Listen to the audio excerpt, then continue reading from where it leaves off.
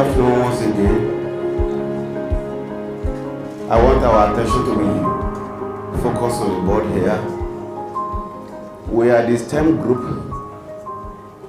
and in STEM we mean the science, the technology, engineering, and mathematics. And we started the program in February 2019.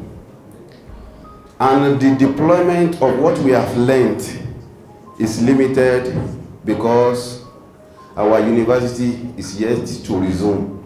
We resumed last week on Monday, whereas we are not here. We had, let's look at number one that we presented in the bar chart format.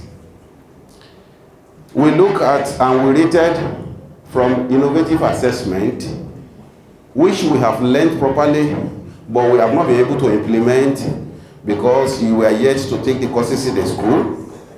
So we score it 5%. The leadership of pedagogy,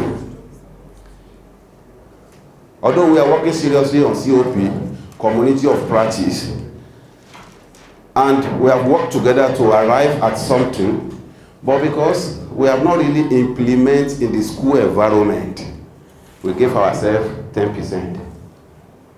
Curriculum alignment, constructive. We have really developed our template.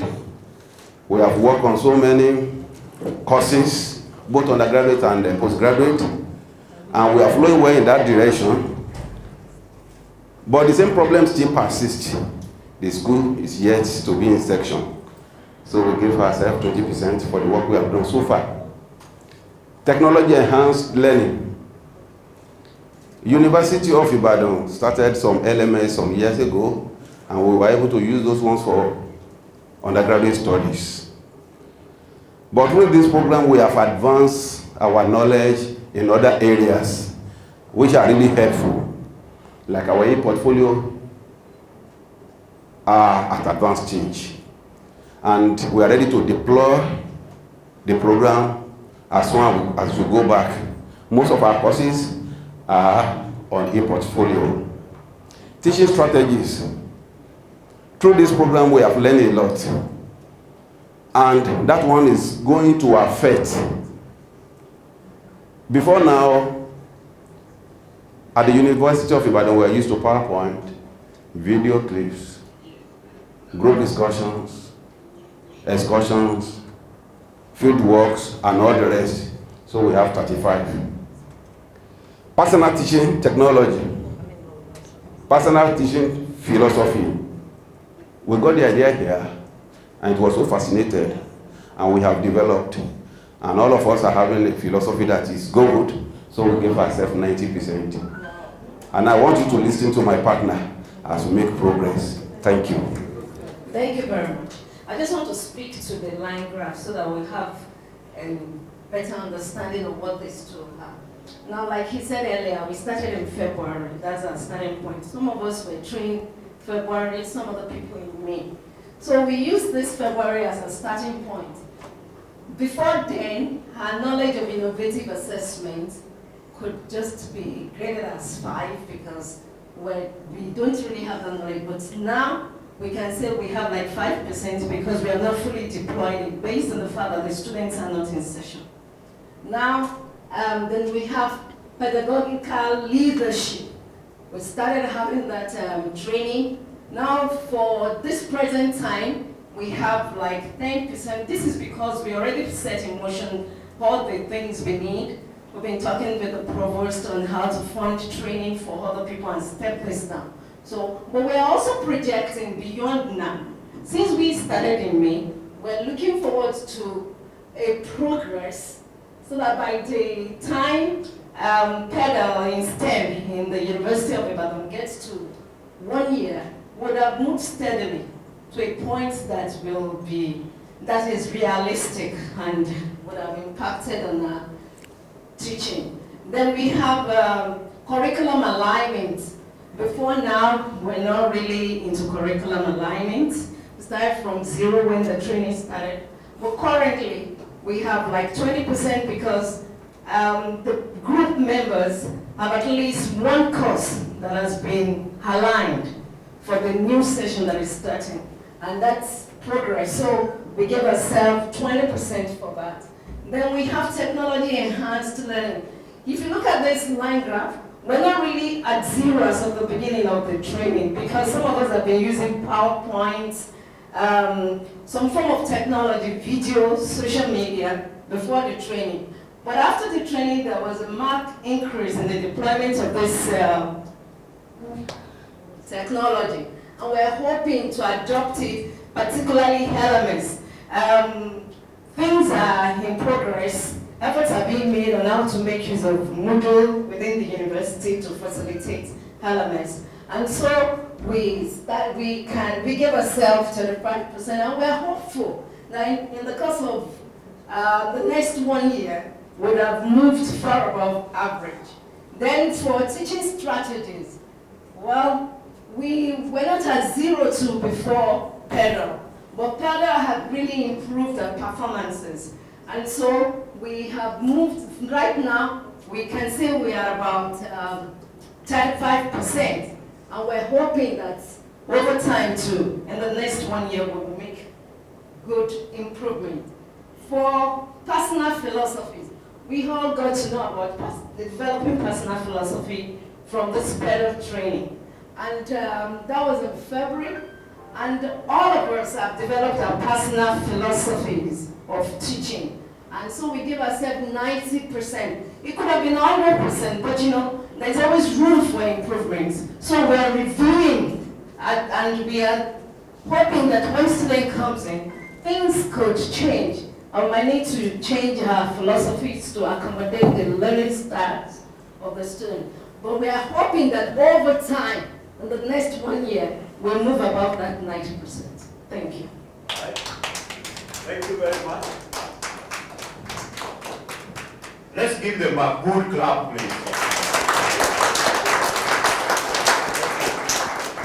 Thank you. Any response to the presentation? Yes? Okay. Yeah, just a clarification. You said that your personal teaching philosophy might change depending on the needs of your students.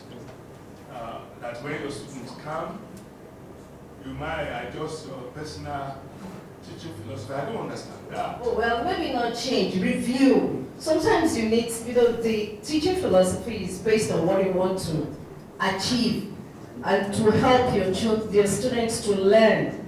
We are just trying to start using some of these teaching strategies, and there may be need to refine and improve on our philosophy. But okay, somebody wants to. I think I have a concern about that. The reality is you can't know yourself enough. Your personality unfolds with time. What you meant by what you said now could be interpreted by somebody else later. But to pass the understanding across to others that this is who I am, then you can express it better. And that is why you have that gap there. Thank you. Yes, earlier I was also thinking that philosophy cannot change.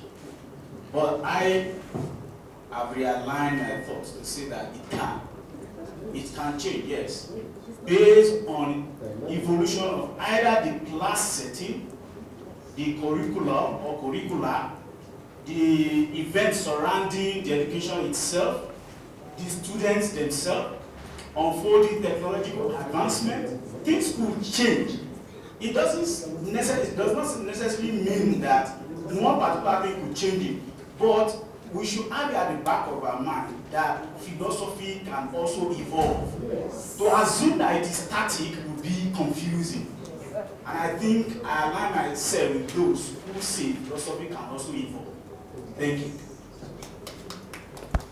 Thank you. We are still coming to you live from the Sarova White Sand Hotel here in Mombasa, Kenya, and we are still doing our live coverages of the Pedagogical Leadership Training and annual convening of the MRPP project or program, and we have one of our experts from the Ministry of Education, Kenya, and he's going to tell us his view of PEDAL. You are welcome to AUTV, though. I think PEDAL is a very good initiative, as it is asking the teaching staff in universities to refocus their training methodology, and it is more important, especially to those who have undergone the academic training, but they need to be equipped with the skills to deliver the curriculum effectively. And I believe that this will actually bring better learning outcomes, leading to quality and relevant university education, which I believe will contribute largely to the socio-economic development of our people. So yesterday, one of the key issues that came out was the fact that we need to ensure that teachers who don't have training in pedagogy in our universities must have it. Now, you are coming from the Ministry of Education. How easy or difficult do you think the Ministry of Education Kenya will be able to absorb some of these new reforms? The ministry is effectively prepared to receive some of those reforms, because we have been encouraging universities to improve on issues of quality. And we know that in some of our universities, they take this seriously. Some of them have even been on their own mounting trainings, maybe for a week, for 2 weeks, for their lecturers who have never undergone any pedagogical training. So it is entrenched in the system, but probably sometimes because of the resources, we may not have covered everybody. But I know some universities now, even that have not been offering pedagogical training, are now putting in their strategic plans mechanisms to ensure that in the next few years to come, they have effectively covered all their teaching staff. So you are from the ministry once again. So after this training, when you go back to your office, what are the few things that you'll be able to do on your own to kind of cascade the PEDAL training here? I think what I can be able to do is to be to play an advocacy role, because I meet with a lot of universities, readers, the vice chancellors, deputy vice chancellors, and other key staff in the area of operation. I'll be encouraging them and telling them the good story that is happening in PEDAL. I am a teacher by profession, but I have not taught for the last 20 years. And it was very exciting today when we ran through the case study method, and I found it very exciting. And I started missing going back to the classroom. Okay. Yeah. All right. Thank you very much, Mr. James, for joining us. And we'll be following up on you to find out some of the interventions that you'll be coming up with after this training. Great.